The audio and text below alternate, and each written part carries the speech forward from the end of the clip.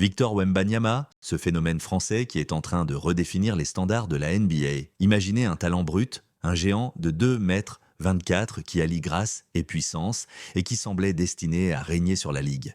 Mais attendez, car nous allons explorer en détail les obstacles inattendus, les victoires éclatantes et les choix cruciaux qui ont jalonné son ascension fulgurante. Des décisions tactiques audacieuses au moment pivot de son évolution, ce récit met en lumière comment Wembanyama a surmonté des défis uniques pour s'imposer comme une force incontournable. Et si je vous disais que son histoire est bien plus dramatique que ce que l'on imagine? C'est précisément le tournant décisif où tout a chaviré pour Victor et pour l'ensemble de la NBA. Une situation bien plus grave que ce que vous pourriez croire. La Ligue est en état d'alerte totale. Pourquoi cette épreuve surgit-elle au pire moment possible? Pourra-t-il rebondir à pleine capacité? Ou s'agit-il du commencement d'un déclin inévitable pour Victor Wembanyama? Il se pourrait bien que son avenir radieux vienne de s'écrouler sous nos yeux. Victor incarne une élégance pure sur le terrain, mesurant 2,24 m et déployant un arsenal offensif qui évoque irrésistiblement Kevin Durant. Son tir fluide et son maniement de balle, pour un joueur de cette envergure, défient tout ce que l'on a vu jusqu'ici. Ajoutez à cela des aptitudes défensives qui le propulsaient directement vers le trophée de meilleur défenseur de l'année. Sa performance au All-Star Game a été un véritable rafraîchissement, rappelant les grandes époques. Un athlète focalisé sur la victoire et la protection du panier, sans fioriture. On parle ici d'un prodige d'une génération, avec une aura médiatique qui n'avait pas été égalée depuis l'ère LeBron James. Ses statistiques cette saison, absolument bluffantes, une moyenne de 24 points, 11 rebonds et 4 contres par rencontre, le positionnant comme la nouvelle icône de la NBA. Pourtant, son propre physique pourrait se révéler son adversaire le plus redoutable. Cette blessure récente pose une interrogation glaçante. Et si Wemby ne parvenait jamais à retrouver son niveau optimal? Les athlètes de cette stature sont souvent hantés par des problèmes récurrents. D'ailleurs, cette affection est loin d'être inconnue dans les cercles de la NBA. Pensez à Chris Bosh, Brandon Ingram ou encore Anderson Varejao, autant de cas qui ont marqué l'histoire. Un membre éminent du Hall of Fame a même dû raccrocher les baskets prématurément à cause de cela.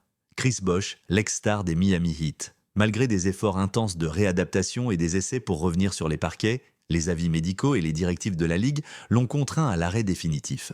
En revanche, l'exemple de Brandon Ingram apporte une lueur d'espoir. Touché par la même pathologie que notre prodige français, il a traversé des mois de soins et de remise en forme avant de réintégrer la compétition. Et devinez quoi? Peu après son comeback, il a raflé le prix du joueur le plus amélioré de l'année. Pour être précis, Victor est confronté à une thrombose veineuse profonde, une condition où un caillot sanguin obstrue une veine, provoquant une inflammation des parois vasculaires et rendant chaque geste douloureux pour notre athlète tricolore. Souvent, liée à des gestes répétés de manière intense, cette lésion touche habituellement les jambes. Mais dans son cas, le caillot s'est logé à l'épaule, paralysant ainsi tout mouvement lié au tir, au bloc ou même à la simple mobilité de son épaule droite. C'est une affection à ne surtout pas minimiser. Les premiers pas consistent, pour les médecins, à diluer le sang afin d'éliminer le caillot. Si cela ne suffit pas, une intervention chirurgicale s'impose pour extraire l'obstruction, suivie d'une rééducation prolongée axée sur la récupération de la souplesse articulaire. Heureusement, l'équipe médicale et le staff des Spurs ont réagi avec une rapidité exemplaire. Ils ont détecté le problème juste après le All-Star Game, lorsque Victor a signalé des gênes et des douleurs à l'épaule droite. Résultat, une mise au repos immédiat pour le reste de la saison. La grande question qui plane désormais, reviendra-t-il au sommet de sa forme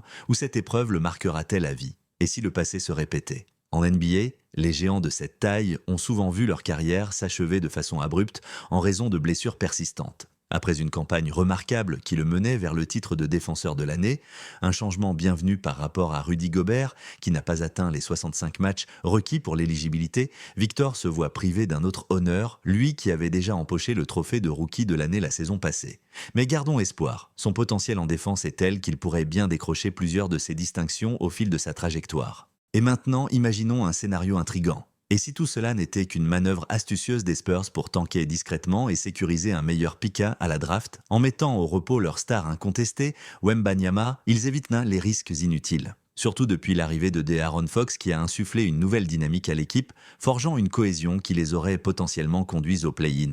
À mon avis, les Spurs disposent désormais d'un socle robuste avec Wembanyama et Fox au centre et un choix de draft avantageux pourrait renforcer encore leur roster pour les saisons à venir. Qu'en pensez-vous? Partagez vos idées en commentaire. Croyez-vous que les Spurs aient orchestré ce plan diabolique en écartant Wemby pour tanker sans danger et bâtir une escouade ultra compétitive l'an prochain? Ou cette blessure est-elle purement fortuite? Dites-moi franchement, L'NBA devrait-elle trembler face à cette situation? Est-ce le signe d'un déclin pour lui? Ou reviendra-t-il plus invincible que jamais? N'oubliez pas de vous abonner, de liker et de partager pour ne rien rater. On se retrouve vite pour d'autres analyses passionnantes.